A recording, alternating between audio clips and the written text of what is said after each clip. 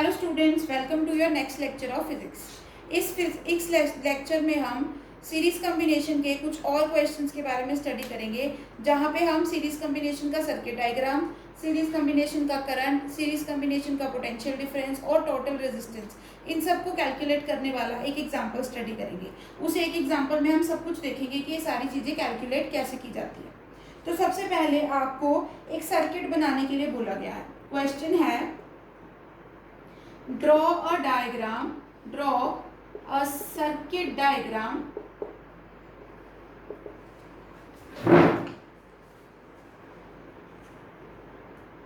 consisting of battery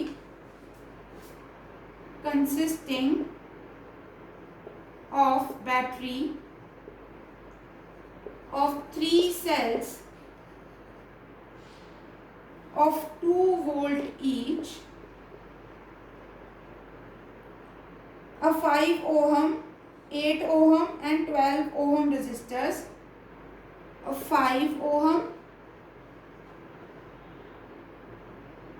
8 ohm and 12 ohm resistors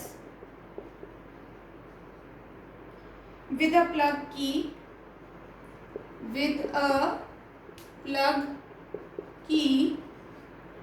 all connected in series।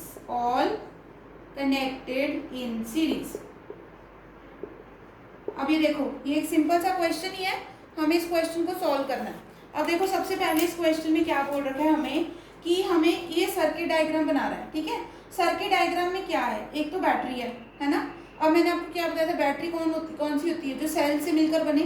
तो यहाँ पे जो बैटरी है वो किससे मिलकर बनी हुई है, 3 सेल से मिलकर बनी हुई है, और वो हर एक सेल कितने वोल्ट का है, 2 वोल्ट का। ठीक है, और उसमें क्या है, एक 5 ओम का रेजिस्टर, एक 8 ओम का रेजिस्टर, एक 12 ओम का रेजिस्टर, और उसके साथ क्या लगा रखी है, प्लग की लगा रखी है, यानी स्विच लगा रखा है। और इन सबको किस में कनेक्ट किया गया है, सीरीज के अंदर कनेक्ट किया गया। देखो, ये बनाना बिल्कुल ईजी सा है। सबसे पहले तुम क्या बनाओ, सबसे पहले तुम बैटरी बनाओ। अब बैटरी में कितने सेल लगाने हैं हमने, 3, 1 2 3, और साथ में क्या लगाना है, एक प्लग की लगाना है। ठीक है, प्लग की को जोड़ ही देंगे हम, क्योंकि करंट तो पास कराना ही है। फिर उसके बाद यहाँ पे हमने क्या लगाने को बोला गया, हमें 3 रेजिस्टर लगाने को बोले गए हैं। पहला रेजिस्टर है 5 ओम का, दूसरा है 8 ओम का, और तीसरा है 12 ओम का रेजिस्टर।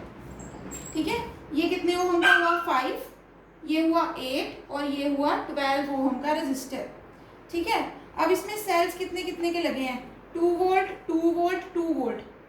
ठीक है, 2-2 वोल्ट के सेल्स लगे हुए हैं। तो टोटल कितनी वोल्टेज हो जाएगी, 2 + 2 + 2, कितनी वोल्टेज हो जाएगी, 6 वोल्ट्स।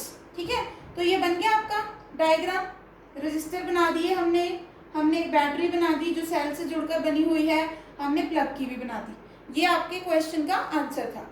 अब हम इसी क्वेश्चन के लिए जितने भी डायनेमिक्स हमने पिछली वीडियो के अंदर कैलकुलेट किए थे, वो सम हम इसके लिए भी कैलकुलेट करेंगे।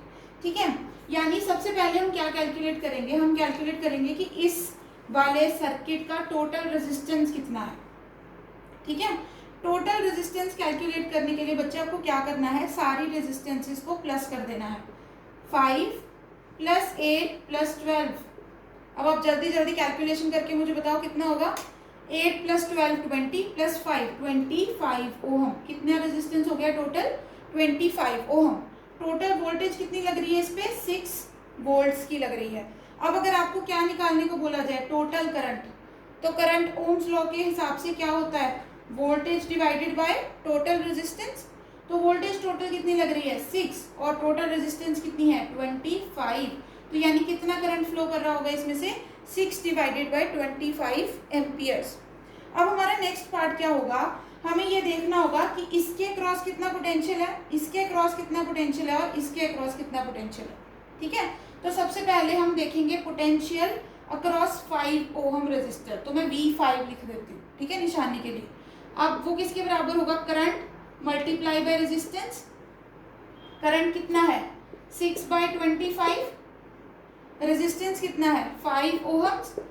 तो देखो कितना वोल्टेज आ जाएगा, आप इसको 5 से 5 कैंसिल कर दोगे तो आपके पास कितना आ जाएगा, 6/5 वोल्ट्स। ठीक है, अब मैं ये इरेज कर रही हूँ, हमें अभी इसकी ज़रूरत नहीं है। और अब अगर V8 के लिए निकालना है, V8 पे पोटेंशियल निकालना है, तो सबसे पहले क्या आएगा, करंट। करंट क्या है, 6/25 मल्टीप्लाई बाय रेजिस्टेंस कितनी है, 8 ओहम्स। ठीक है, ये इतने वोल्ट्स आ जाएंगे।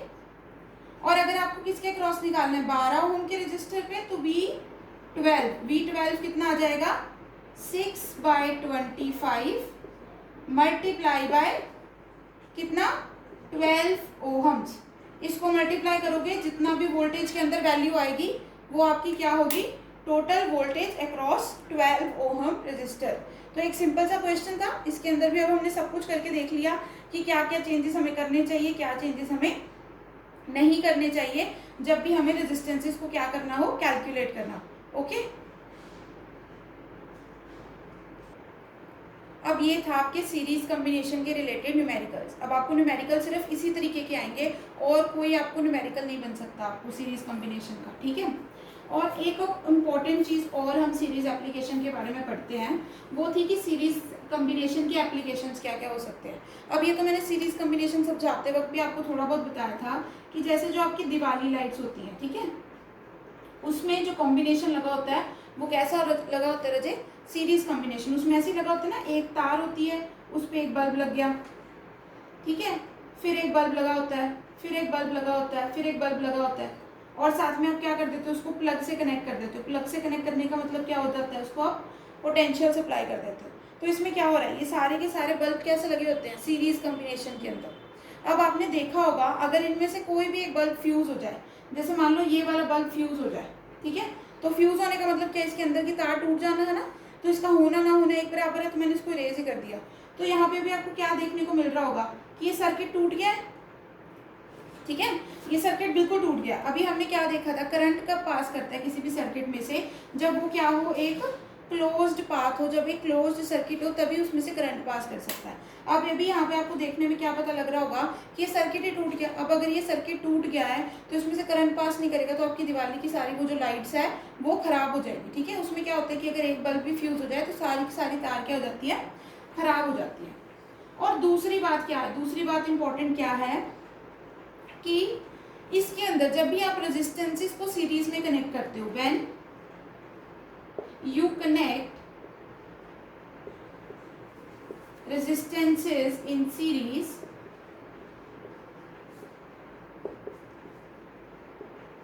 the total resistance increase।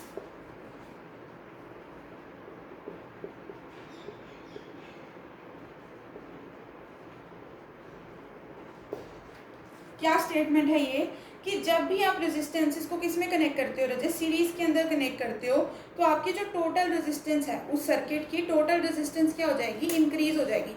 अब ये तो आपको देखने में पता लग रहा होगा, अभी भी हमने पीछे भी ये एग्जांपल किया है ना, उसमें कितने ओम की रेजिस्टेंसेस लगाई थी हमने, 8 ओम की लगाई, 5 ओम की लगाई और 12 ओम की, है ना। अगर ये सिंगल सिंगल लगी होती तो पूरे सर्किट में रेजिस्टेंस या तो 8 ओम होती, या 5 ओम होती, या फिर 12 ओम होती।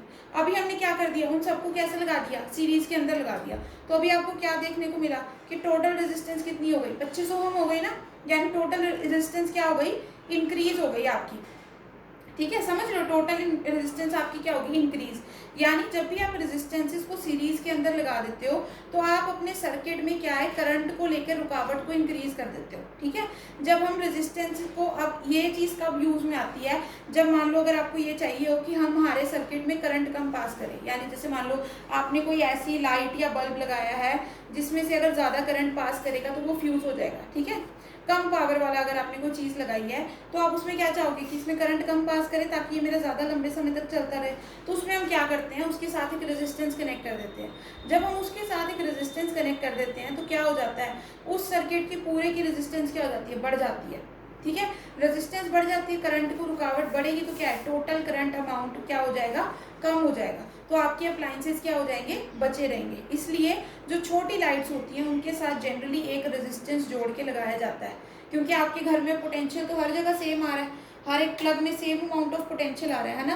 तो करंट तो अब हर एक अप्लायंस अलग अलग करंट लेगा ना, जैसे ट्यूबलाइट को और फ्रीजर, आपका रेफ्रिजरेटर और ट्यूबलाइट दोनों को अलग अलग अमाउंट में करंट चाहिए होगा। ठीक है, पर कनेक्शन तो एक ही है, पूरे घर में एक तरीके की बिजली आ रही है, तो हम क्या करते हैं, जिस चीज़ को कम करंट चाहिए होता है उसके साथ एक रेजिस्टेंस जोड़ देते हैं ताकि उसमें करंट का फ्लो क्या हो जाए, कम हो जाए। तो ये आपकी कुछ सीरीज की एप्लीकेशंस थी कि ये चीज़ यूज़ कहाँ पे की जाती है।